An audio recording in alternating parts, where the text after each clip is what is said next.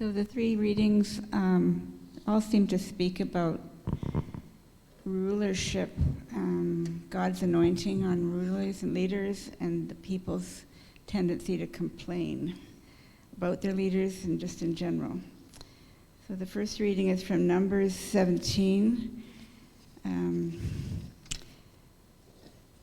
verses 1 to 11. The Lord said to Moses, "Speak to the Israelites and get 12 staffs from them, one from the leader of each of their ancestral tribes. Write the name of each man on his staff. On the staff of Levi, write Aaron's name, for there must be one staff for the head of each ancestral tribe. Place them in the tent of meeting in front of the testimony where I meet with you. The staff belonging to the man I choose will sprout, and I will rid myself of this constant grumbling against you by the Israelites." He's speaking to Moses here.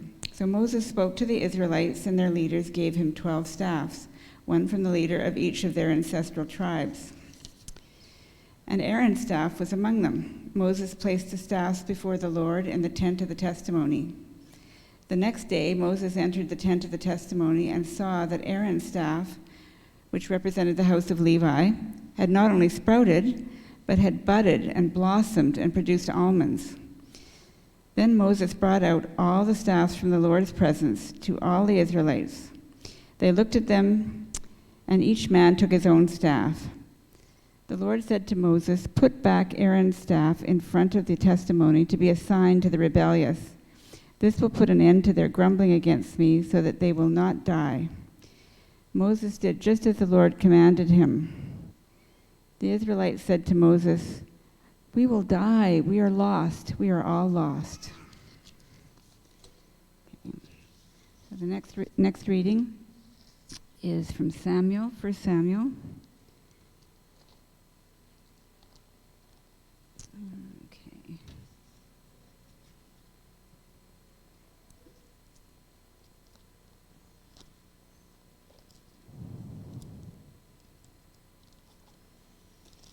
It's 1 Samuel 11, last line in 1 Samuel 11, and then it goes into 1 Samuel 12. And I had it written down here, but I'll get it.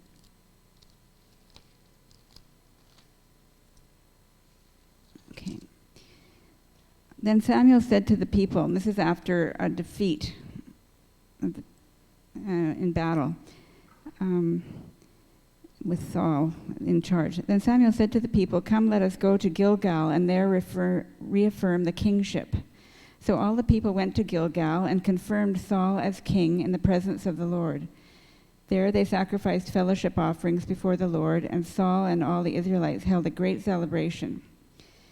Samuel said to all Israel, "I have listened to everything you said to me and have set a king over you. Now you have a king as your leader. As for me, I am old and gray, and my sons are here with you.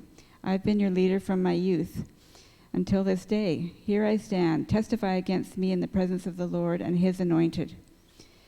Whose ox have I taken? Whose donkey have I taken? Whom have I cheated? Whom have I oppressed?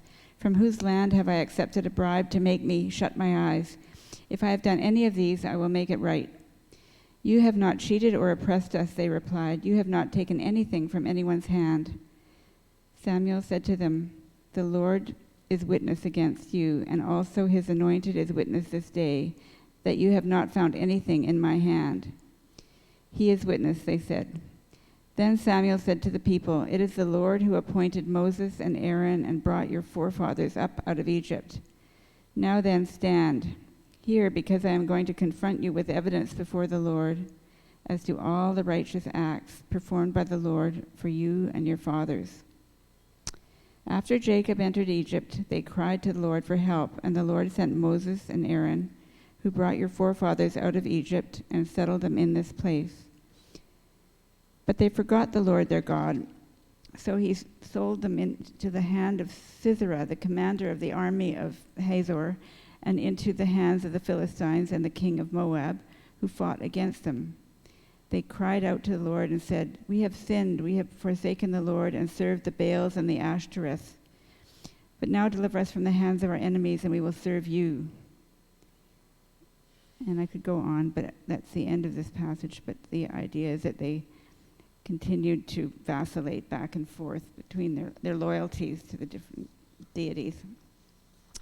And now the third reading is from Matthew 26, 6 to 13. While Jesus was in Bethany, in the home of a man known as Simon the leper, a woman came to him with an alabaster jar of very expensive perfume, which she poured on his head as he was reclining at the table. When the disciples saw this, they were indignant. "Why this waste?" they asked. "This perfume could have been sold at a high price and the money given to the poor." Aware of this, Jesus said to them, "Why are you bothering this woman? She has done a beautiful thing to me. The poor you will always have with you, but you will not always have me. When she poured this perfume on my body, she did it to prepare me for burial. I tell you the truth, wherever this gospel is preached throughout the world, what she has done will also be told in memory of her."